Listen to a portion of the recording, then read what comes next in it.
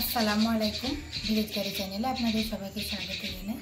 চলুন আজকে আপনাদেরকে চিলি চিকেন বানিয়ে দেখাবো। চ্যানেলে যদি নতুন হন তো আমার চ্যানেলটি অবশ্যই সাবস্ক্রাইব করবেন। প্রথমে আমি চিকেনটা ম্যারিনেট করব। সেই জন্য চিকেন নিয়ে নিয়েছি, এটা বোনলেস চিকেন।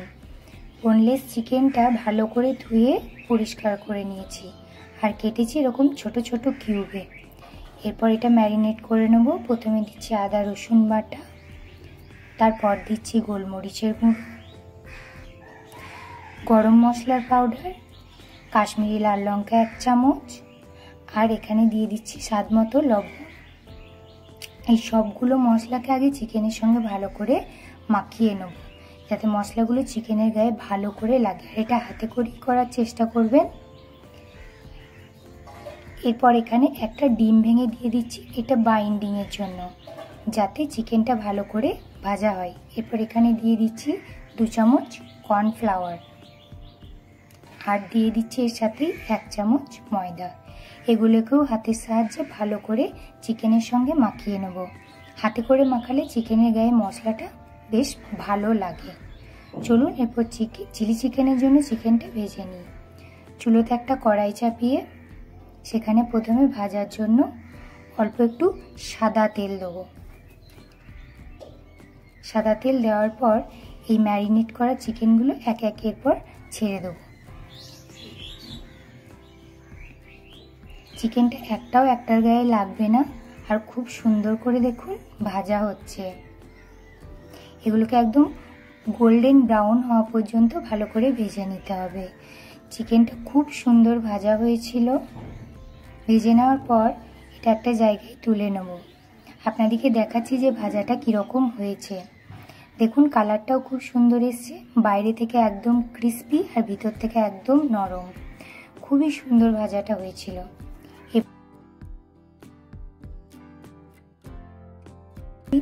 চিলি চিকেন ভাজার তেলে আমি 1 চামচ রসুন কুচি এবং 1 চামচ আদা কুচি দিয়ে দিচ্ছি।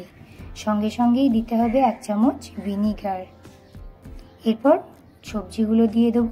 কেটে রাখা ক্যাপসিকামটা দিলাম, দেখুন কিভাবে চৌকো চৌকো করে কেটেছি।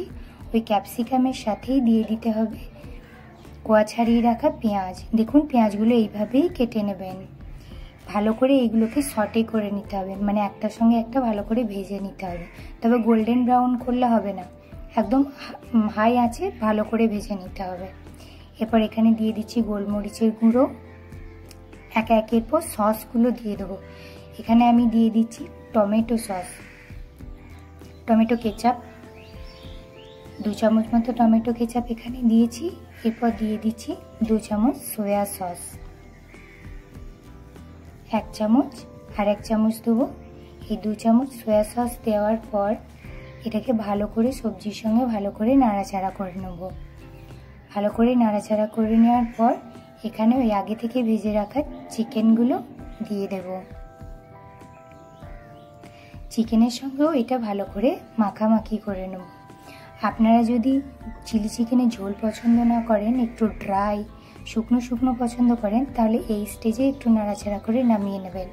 কিন্তু আমাদের বাড়িতে সবাই ঝোলটা একটু বেশি প্রেফার করে বলে এখানে আমি জল দিচ্ছি, এবং জলটা দিয়ে ভালো করে নাড়াচাড়া করে, আমার লঙ্কাটা আগে দিতে মনে ছিল না তাই এখন দিলাম। এরপর এই জলটা ফুটে